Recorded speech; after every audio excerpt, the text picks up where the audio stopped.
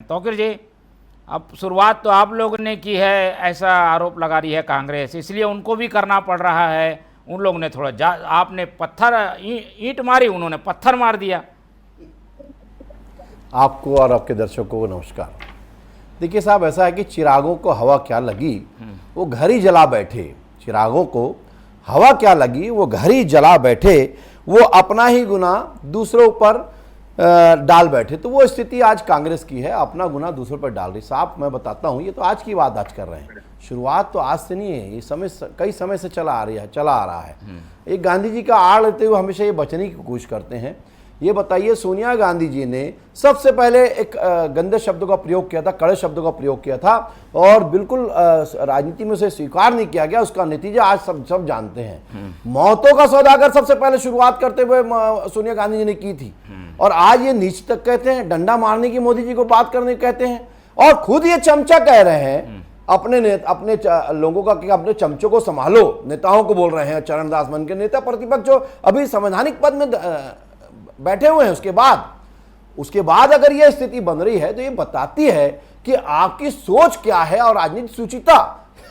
बड़ी हंसी आती है साहब, ये पूरी दुनिया जानती है, पूरा देश जानता, प्रदेश के तो क्या हुआ, हमारे देश के कोने कोने के लोग जानते हैं कि राजनीतिक सुचिता जो है आपके यहाँ नहीं है। हाँ, राजनीतिक सुचिता अगर किसी कहते तो हमारे यहाँ कहते हैं, हमने तो चमचा कहा साहब, आपने तो नमक हराम कह दिया सीधा सीधा। नमक हराम तो एक तरह की गाली होती है, सब जानते हैं। किसी को अगर अपने को गाली बकना है तो पुराने समय में तो नमक हराम किसी को बोल दिया था तो जाके सुसाइड कर लेता था। आप इस प्रकार से भाषा का प्रयोग करके ये क्या दिखाना चाहते हैं? बोलिए, आप बता। ऊपर से आप ये बोल रहे हैं कि जैसा बोला जाएगा उसका जवाब वैसा दिया जाएगा। आप जवाब दीजिए ना। व्यंग का तरीका व्यंग के तरीके से दिया जाता है, लेकिन यह तरीका ठीक नहीं है कि व्यंग में आप शब्दों का प्रयोग गाली के रूप में कर रहे हैं, वो शोभा नहीं देता।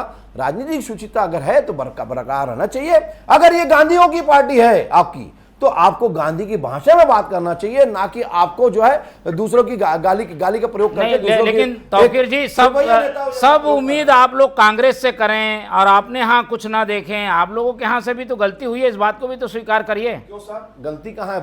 बंदर का मदारी का प्रयोग किसने किया था? सबसे बात शुरुआत किसने किया? हमने करी क्या? उसका जवाब तो वैसे ही मिलेगा, हम भी वही बोल रहे हैं। लेकिन वही तो हो रहा, फिर भी हमने ऐसे शब्दों का प्रयोग कभी नहीं किया जिसमें एक राजनीतिक सुचिता जो है और राजनीति की गरिमा जो है खराब हो। तो आप इसका मतलब समझ लीजिए कि इन्होंने हमेशा जो है नेपथ्य में रखा है राजनीति को, और ऐसा करके ये बताना चाहते हैं कि ये राजनीतिक सुचिता नहीं करते, सिर्फ राजनीतिक सुचिता की बात करते हैं। लेकिन राजनीतिक सुचिता रही कहां?